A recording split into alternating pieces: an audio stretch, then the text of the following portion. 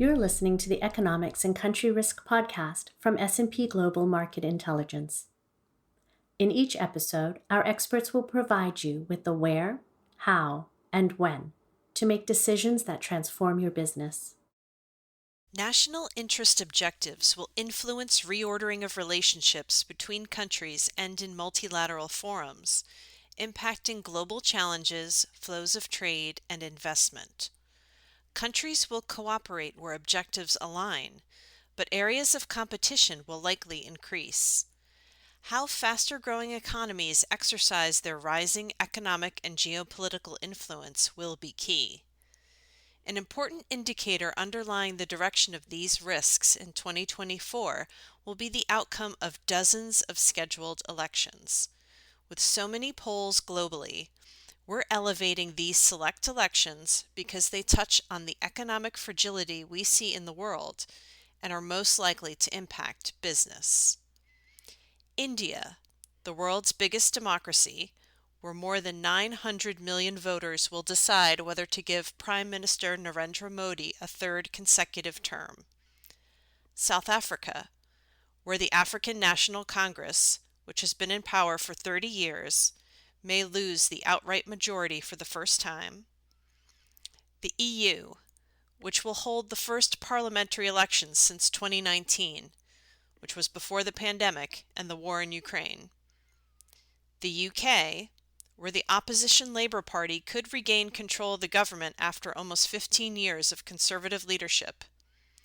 And Mexico, which will elect a successor to President Andrés Manuel López Obrador. And the complete federal Congress is up for grabs, as well as more than 19,000 state and municipal offices. I'm Kristen Hallam, lead content strategist for Global Intelligence and Analytics at S&P Global Market Intelligence, and your host for this episode of the Economics and Country Risk podcast. Joining me are my colleagues from Market Intelligence, Deepa Kumar, head of Asia Pacific Country Risk, Lawrence Allen, head of European Insights and Analysis, Jose Enrique Sevilla Masip, senior analyst for Latin America, and Langa Malimela, head of Country Risk, Sub-Saharan Africa. Now, let's identify for our listeners where they should focus their attention by pointing out where the greatest potential for change is. Deepa, what policies could see a significant change or shift depending on the outcome of the elections in India? There are two aspects about the outcome of the election which will influence both the direction of the change and the intensity of the change, if at all. First is whether a new government that comes to power under Prime Minister Modi or not comes with a full majority in parliament or in coalition. That decides the stakeholder interest and where that sort of influences India's policy making. And second is, depending on the composition of the new government, what does the new cabinet look like? Assuming a third consecutive term for Prime Minister Narendra Modi, it's still very likely that a cabinet reshuffle happens, which means most of India's key portfolios now go under different ministers who might have some changes that they'd want to bring into policy making. Having said that, I'd say there is a structural policy direction that India has adopted now in the last 10, even 15 years, which is unlikely to change even with the government change. And there are three kind of pillars to it. First is the impetus for infrastructure development. Second is the Make in India initiative and sort of transitioning India's economy from a services-dominated economy to a manufacturing one. And the third is navigating climate, which is a very big term for saying that everything that comes with it, be it transportation, be it energy security, be it energy transition. These are going to remain the fundamental pillars of Indian policymaking, irrespective of what the new government looks like. What will change, of course, is policies within these broader buckets, depending on who the new ministers are, what they'd like. Even then, the campaign of the current government going into elections is quote-unquote Modi's guarantee. So it's fair to say even then that the Prime Minister's office is going to have a large role in policy making.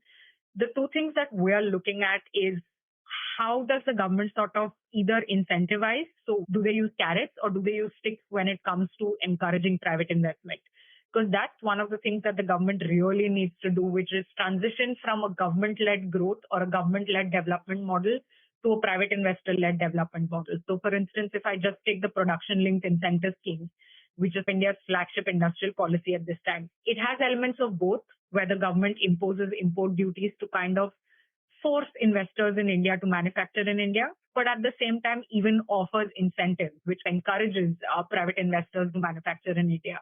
So those kind of policies, and whether they either are asking these national champions to be present in a larger sector of fields, is something that we have to watch for. But yeah, a fundamental shift away from India's current policy direction is unlikely even after the election. Okay, thanks for that, Deepa. And you did touch on this a bit, but what could that mean for India's economy? So India's economy and the fact that it is in the strong position that it is in today drives the kind of stability that we're finding in Indian policy direction. We're looking at an average 6% plus GDP growth for India over the coming decade. So it's a sustained period of high growth. One of my colleagues likes to say that India has had periods of sprint in growth, but what India now needs is a marathon. So we are at that starting phase of the marathon now. So if India can sustain that for the next 10 years, it would be good. Within that 6% plus growth, though, what is important is that both urban India and rural India grow in a sustainable way. So growth has to be inclusive, not just driven by a particular part of the Indian economy. So that's something that we're looking at. And more immediately, the budget that the government presented last week, where they said that, India's fiscal deficit this year is 5.8%. And they have a pretty aggressive target of bringing it down to 5.1%. Now, that kind of a target is difficult to achieve within the year unless there is some major trimming happening in government spending, which we are thinking perhaps comes from social welfare schemes, which actually Prime Minister Modi's government has expanded. So what we're likely to see is some of these social welfare schemes go back to the Indian states if the government wants to meet that 5.1% target. But overall, it's in a good stead, the Indian economy. We do expect infrastructure, so capital expenditure for infrastructure to go up as well. But yeah, the two things we'd watch for is one is that rural-urban balance, and second is what does India do with that labor dividend, or that, which many people would have heard, the demographic dividend of the Indian society. Because the next 5 to 7 years is kind of the sweetest period for India in terms of maximizing what they can do with labor. The demographic dividend. I do like that. And Deepa, what impact could the election have on India's stated aim of leading the global south and on its alliances, including, but not necessarily limited to, the BRICS alliance? So Indian foreign policy, especially in the last term of this government, right, which is post-COVID, post-Russia-Ukraine, it's gone through a shift in a doctrine. And it's a very nuanced shift. So Indian foreign policy was under the bracket of non-alignment, very famously before it. But now it's strategic autonomy. And they might seem like two sides of the same coin, but they're not. It does point to more agency in Indian foreign policy now, where they cooperate with countries where they need to and compete even with the same countries where they need to. So in that sense, given that it's a doctrine level shift and given that we're looking at some broader level of policy continuity, a major break in Indian foreign policy is unlikely, at least influenced by domestic elements. There could be things that happen in the world. So, for instance, how other countries want to change their alliances with India. Do the US or any other partners want to reduce or increase cooperation with India, which could influence India's decision making? What I like to call the concentric circles of India's strategic priority, which talks about India at the center and then the Indian neighborhood in the first circle outside of it, then the emerging markets on one side and the developed countries of the West on the second side, and then the rest of the world. That kind of balancing act between, say, the Quad at one end and the BRICS at the other end is something that India is going to very likely continue doing. What India will want, though, or at least something that they'd argue more for, is multilateral reform. So there are still difficult conversations that India will have in these forums. Quote unquote climate justice. For them, we've said this even before, energy is not just a transition or a security question, it's also a climate justice question. So be it Russia, be it China, be it the US, be it bilateral or multilateral forums, these are the roles India will play. And of course, seeing itself as the leader of the global south. So not that they're just doing this for themselves, but they are first among the many emerging markets that want this. Great insights there. Thank you, Deepa. Heading over to South Africa, Langa, what policies could see a significant change or shift depending on the outcome of the election there? There are two major areas to look at. Again, much depends on the actual outcome and its various nuances, given the African National Congress are potentially moving from being in an outright majority to then having to potentially partner with a smaller party in order to be able to form a government. If the ANC fails to reach an outright majority, does it only marginally fail and therefore partner with a small, insignificant party, which in turn doesn't necessarily knock it off its broad policy path? Or does it fall so far that it actually needs to team up with the likes of the economic freedom fighters who are so divergent when it comes to certain key policy areas that the ANC then potentially is forming a government where policy will be far more contested and we could see some more radical changes. So those are the things that are likely to shape it. But certainly what's going to happen to key state-owned enterprises is at the heart of this. There's a big focus on the electricity utility ESCOM, which has debt in the region of 25 billion US dollars, and what the future of that entity is. And it's sort of trapped between two strands of thinking internationally, within the country and within the ruling party itself, in terms of doubling down on fossil fuels and the significant sort of coal strength that South Africa and the region has, versus shifting away and starting to develop more renewable forms of energy. And to that extent, you've had much support, at least pledged support from a financial perspective from Western partners. But ESCOM is an enormous debt. It has lost a lot of skills in recent times. And the issue of electricity obviously is at the heart of the low growth cycle that South Africa has been trapped in for some time.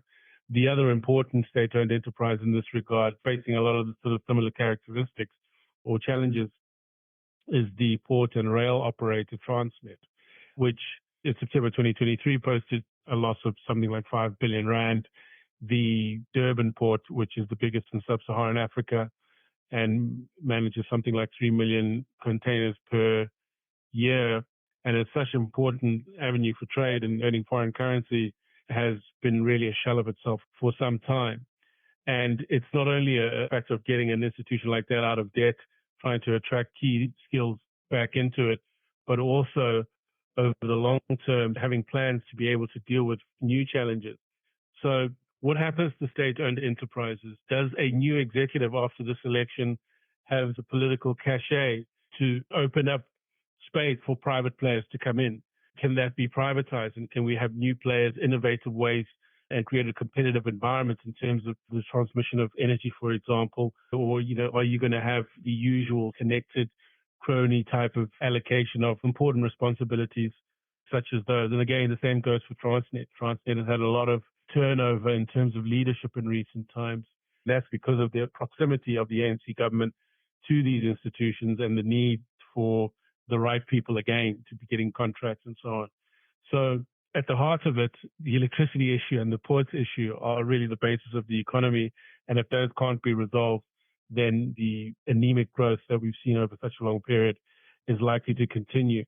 So that is a key one. I think another is what happens in the context of what have been declining electoral fortunes for the ANC. What happens to its policies around social services and the social grant system in particular? There is clearly a need at the moment to really rein in spending and try to manage debt. South Africa historically, its external position is usually quite good, but a lot of internal domestic debt. And so how does the government implement its disciplinary fiscal measures that it proposed to espouse whilst being able to manage the fact that it is losing popularity? And you had this social grant, this social distress grant, which was introduced during COVID, and there are rumors of this becoming a permanent thing.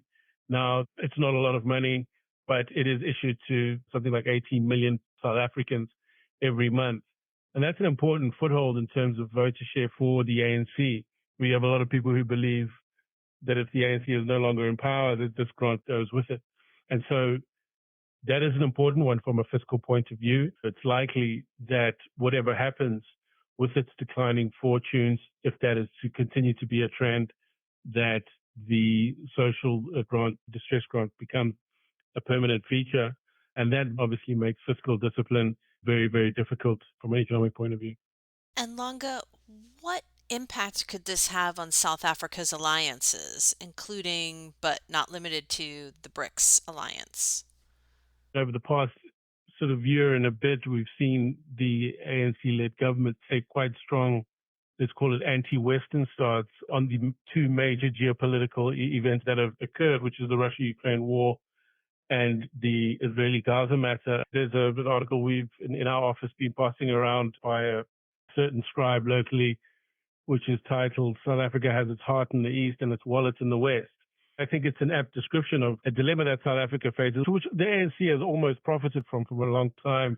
ANC-led governments have been able to walk both sides of the international divide, often presenting South Africa as this sort of mediator, presenting the Mandela doctrine, if you like, of conflict resolution on the international stage, and then using and leveraging that to build partnership and alliances on the international stage.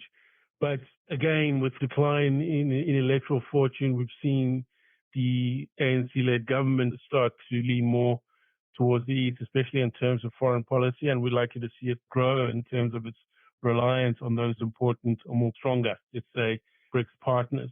As the contestation for power takes place, really regardless of the nuances of the election, the reality is that it's becoming more spread, and the ANC in particular, which, according to our sources, is getting quite significant support from BRICS partners for its election campaign, for example, ahead of this coming poll, starts to cozy up to BRICS partners, even at the risk of perhaps financial institutions, treading that sanctions tightrope. Thanks, Langa. Sanctions tightrope. That's a good turn of phrase there.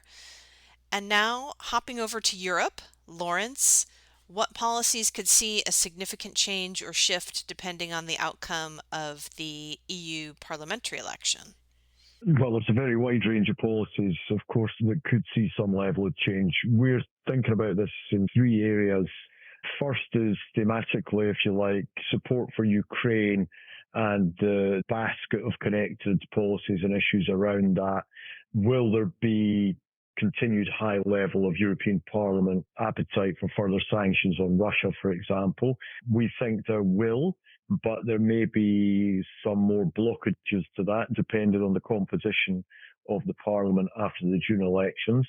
Where will the EU go in terms of a more coherent European defence strategy?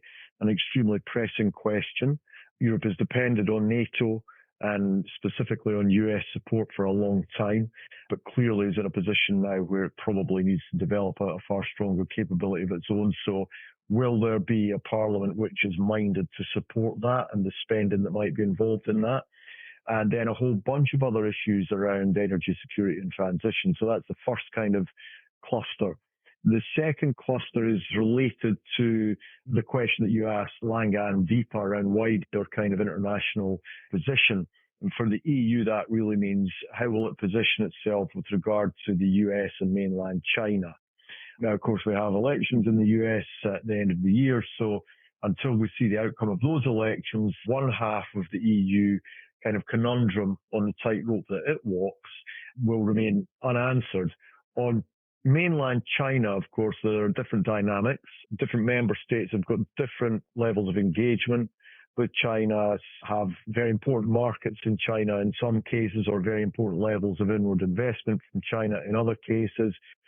And one issue that we're looking at pretty closely is the electric vehicles issue, where the EU is currently pursuing an investigation against alleged subsidies that disadvantage the Europeans on that. We're looking at that as a really key indicator of what the direction of travel for the EU is going to be over the next few months. And we'll see if the new parliament changes that. So those two issues. And then the third kind of broad issue is whether the new parliament will have the same level of commitment to regulatory standards which impact other regions. And the most notable of those is the Carbon Borders Adjustment Mechanism, but there are a bunch of other kind of energy transition, loosely speaking, related issues that might be relevant. Thanks for that, Lawrence. And what could those kinds of changes mean for Europe's economy? Yeah, I mean, we don't think that the outcome of the elections are going to have a major immediate impact on our economic forecast for the euro area or indeed for EU member states. And we expect in general a continuity of pretty insipid low growth for the euro area, around about 0.4% for 2024. However, with inflation slowing, the European Central Bank and outside of the EU, the Bank of England, are forecast to start easing their cycles later than the Fed in the US, so in June and August respectively. Probability of those coming slightly earlier, I think, has arguably risen because of continued economic weakness and slightly better news on inflation. One area where the election outcomes may have a longer term impact on public finances and specifically on any agreement on a return to EU fiscal rules, which have been frozen since the onset of the COVID pandemic. And just very briefly, prior to COVID pandemic, that stipulated no more than a 3% budget deficit for member states and at least the ambition of no more than 60% debt to GDP ratio. So there's going to be an extremely contentious discussion around if, when, how, and at what level those areas of fiscal discipline come back on stream. And that's a key area for the Parliament from later this year onwards. Okay, let's keep you on the hot seat, Lawrence, so you can tell us about the UK. What policies could see a significant change or shift if Labour maintains its lead in the polls and comes into power in that election? What they've said, which of course is not necessarily what they'll do, but what they've said is, firstly, recently they said they're not going to change the corporate tax rate. That's going to be at 25% as it currently is. On the other hand, a couple of key interesting kind of policy statements, the creation of the so-called Great British Energy Company, so a state-owned clean energy company focused on both onshore and offshore wind. They're going to double current targets on green hydrogen, and they're going to bring on stream a windfall tax on oil and gas companies, although they haven't specified at what level that is. So in some areas, quite a lot of continuity, but in other areas, some pretty significant changes from what has been the standard practice for the last 15 years or so.